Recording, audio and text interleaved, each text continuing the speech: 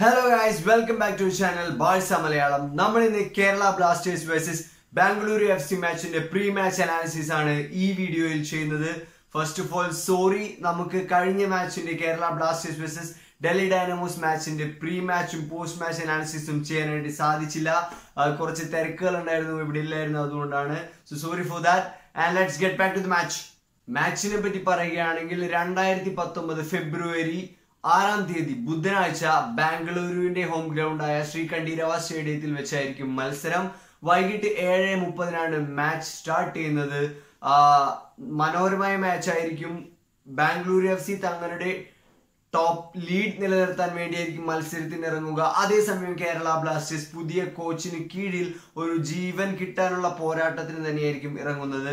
ഇപ്പോഴത്തെ ടേബിളിലെ സ്ഥാനം നോക്കുകയാണെങ്കിൽ ബാംഗ്ലൂരു FC 1-ാം സ്ഥാനത്താണ്, 30 പോയിന്റുമായിട്ട് 1-ാം സ്ഥാനത്താണ്. കേരള ബ്ലാസ്റ്റേഴ്സ് കേവലം 9-ാം സ്ഥാനത്ത് മാത്രമാണ് നിൽക്കുന്നത്. 10 ടീമുകളുള്ള ISL 9-ാം സ്ഥാനത്താണ് കേരള ബ്ലാസ്റ്റേഴ്സിന്റെ ഇപ്പോഴത്തെ സ്ഥാനം.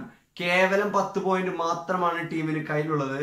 കേരള ബ്ലാസ്റ്റേഴ്സിന്റെ 15ാമത്തെ മത്സരമാണ് നടക്കാൻ പോകുന്നത്. സോ വാശിയുള്ള ഒരു മത്സരമായിരിക്കും. കഴിഞ്ഞ മത്സരത്തിൽ ഡൽഹി ഡൈനാമോസിനോടേറ്റ തോൽവി കൊണ്ട് 2-0 തോൽവി കൊണ്ട് കോച്ച് നലോവിൻ ഗാഡ ടീമിൽ വളരെയധികം മാറ്റങ്ങൾ വരുത്തുമെന്നാണ് അദ്ദേഹം അതിനുശേഷമുള്ള പത്രസമ്മേളനത്തിൽ പറഞ്ഞത്. അദ്ദേഹം പറഞ്ഞത് താൻ തന്റെ ടീമിൽ ഒട്ടും സംതൃപ്തനല്ല എന്നുള്ള രീതിയിലായിരുന്നു അദ്ദേഹം സംസാരിച്ചത്.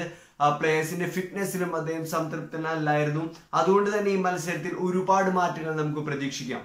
പരിക്കിന് ശേഷം അനസ് എടത്തൊടിക മത്സരത്തിൽ തിരിച്ചു വരുമെന്ന് നമുക്ക് പ്രതീക്ഷിക്കാം. അദ്ദേഹം തിരിച്ചു വരുന്നത് ഡിഫൻസിൽ ഒരു ശക്തി കൂട്ടാനായിട്ട് സഹായിക്കും. ലാൽ രോത്താര ഈ മാച്ചിൽ ഉണ്ടായിരിക്കുന്നതല്ല എന്നാണ് നമുക്ക് കിട്ടുന്ന സൂചനകൾ. അദ്ദേഹത്തിന് പകരം ലാക്കിച്ച് പെസിച്ചും സിറിൽ കാളിയുമായിരിക്കും വിംഗ് ബാക്കുകളായിട്ട് കളിക്കുക. ജിങ്കനെ പരീക്ഷിക്കാനും സാധ്യതയുണ്ട് അവിടെ.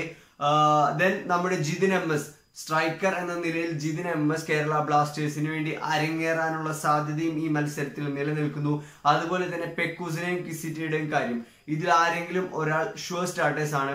ഇതിൽ ആരെങ്കിലും ഒരാൾ മത്സരം സ്റ്റാർട്ട് ചെയ്യുമെന്നുള്ള 100% ഉറപ്പാണ്. രണ്ടുപേരെയും ഒരുമിച്ച് കളത്തിൽ കണ്ടാലും അത്ഭുതപ്പെടേണ്ടതില്ല. ബാംഗ്ലൂരു FCക്കെതിരെ അവരുടെ സ്റ്റേഡിയത്തിൽ അവരുടെ സപ്പോർട്ടേഴ്സിന്റെ അടുത്ത് ഈ മികച്ച ഫോമിൽ നിൽക്കുമ്പോൾ കളിച്ച് ജയിക്കുക എന്നുള്ളത് ഒരു അതിമോഹമാണ്.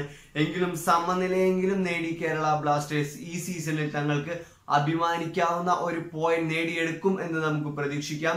എന്ത് തന്നെയായാലും നല്ല കളിയായിരിക്കും. കേരള ബ്ലാസ്റ്റേഴ്സിന് നഷ്ടപ്പെടാനൊന്നുമില്ല. അതുകൊണ്ട് തന്നെ നല്ലൊരു ഫൈറ്റ് നമുക്ക് പ്രതീക്ഷിക്കാം.